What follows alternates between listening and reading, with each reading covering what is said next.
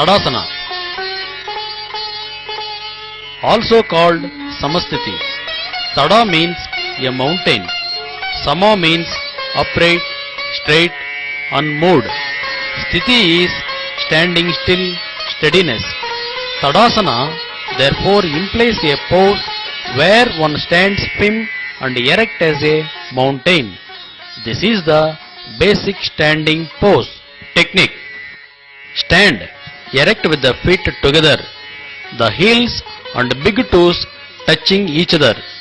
Rest the heads of metatarsals on the floor and stretch all the toes flat on the floor. Tighten the knees and pull the kneecaps up.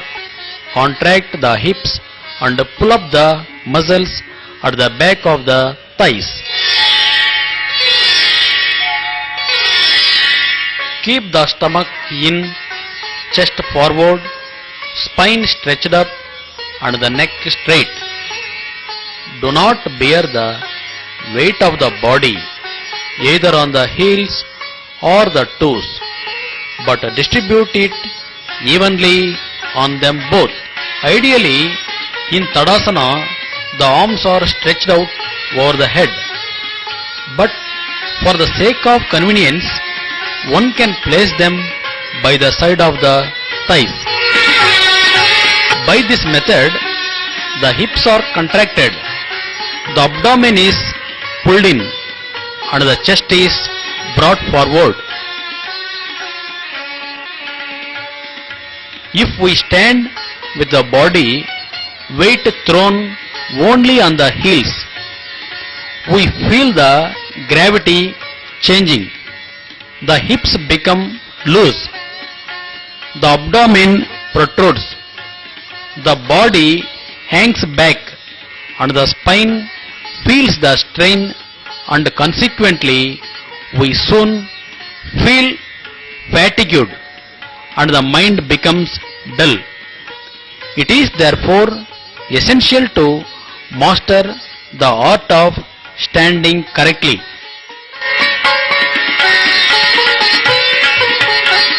Effects. This asana relieves stiffness in the legs and hip muscles and makes the hip joints and spine elastic.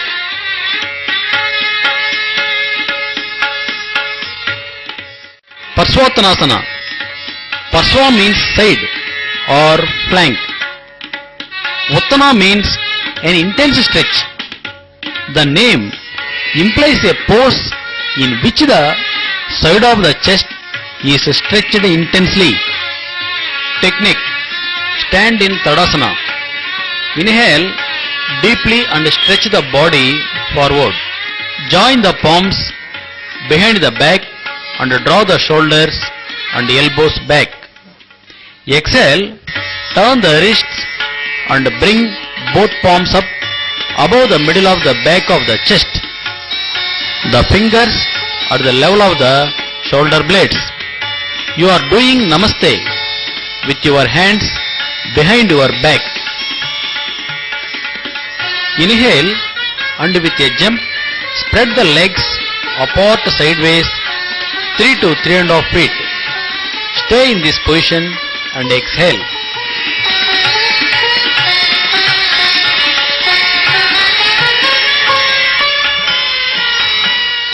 Inhale and turn the trunk to the right. Turn the right foot 90 degrees sideways to the right, keeping the toes and heel in a line. Throw the head back. Exhale, bend the trunk forward and rest the head on the right knee. Stretch the back and gradually extend the neck until the nose, then the lips, and lastly the chin touch, and then rest beyond the right knee. Stay in the pose from 20 seconds to half a minute with normal breathing. Then slowly move the head and trunk towards the left knee by swinging the trunk around the hips At the same time, turn the left foot 90 degrees towards the left and the right foot 75 to 80 degrees to the left. Exhale, bend the trunk forward, rest the head on the left knee and gradually extend the chin beyond the left knee by stretching the neck. After holding the pose from 20 seconds to half a minute with normal breathing, inhale, move the head to the center and the feet to their original position and jump back to Tadasana, releasing the hands from the back. Effects: this asana relieves stiffness in the legs and hip muscles and makes the hip joints and spine elastic. While the head is resting on the knees, the abdominal organs are contracted and toned. The wrists move freely and any stiffness there disappears. The posture also corrects round and drooping shoulders. In the correct pose, the shoulders are drawn well back and this makes deep breathing easier.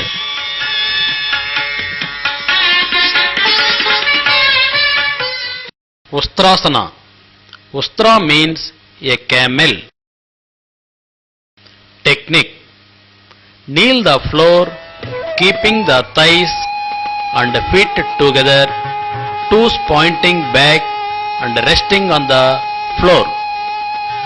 Rest the palms on the hips. Stretch the thighs, curve the spine back and extend the ribs. Exhale, place the right palm over the right heel and the left palm over the left heel. If possible, place the palms on the soles of the feet. Press the feet with the palms, throw the head back and push the spine towards the thighs, which should be kept perpendicular to the floor. Contract the buttocks and stretch the dorsal and the coccyx regions of the spine still further, keeping the neck stretched back. Remain in this position for about half a minute with normal breathing. Release the hands one by one and rest them on the hips. Then sit on the floor and relax.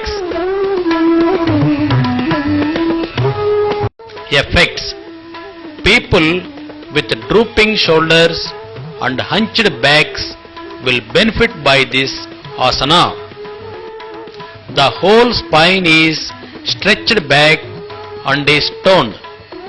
This pose can be tried conveniently by the elderly and even by persons with spinal injury.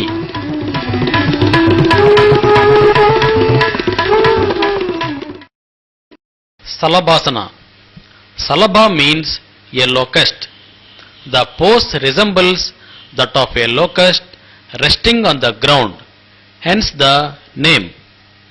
Technique: lie full length on the floor, on the stomach face downwards.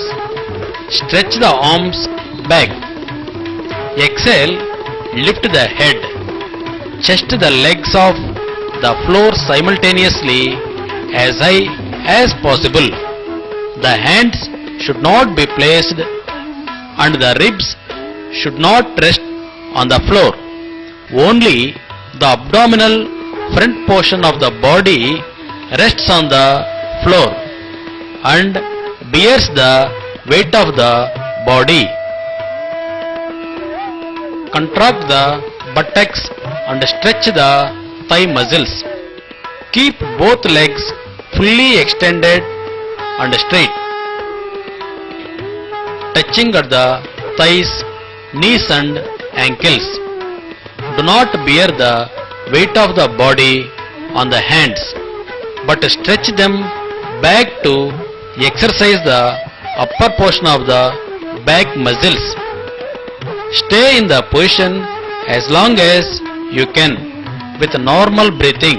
In the beginning, it is difficult to lift the chest and the legs off the floor, but this becomes easier as the abdominal muscles grow stronger. Effects: the pose aids digestion and relieves gastric troubles and flatulence. Since the spine is stretched back, it becomes elastic and the pose relieves pain in the sacral and lumbar regions. The bladder and the prostate gland also benefit from the exercise and remain healthy. A variation of the pose may also be tried to relieve aches in the lower part of the back.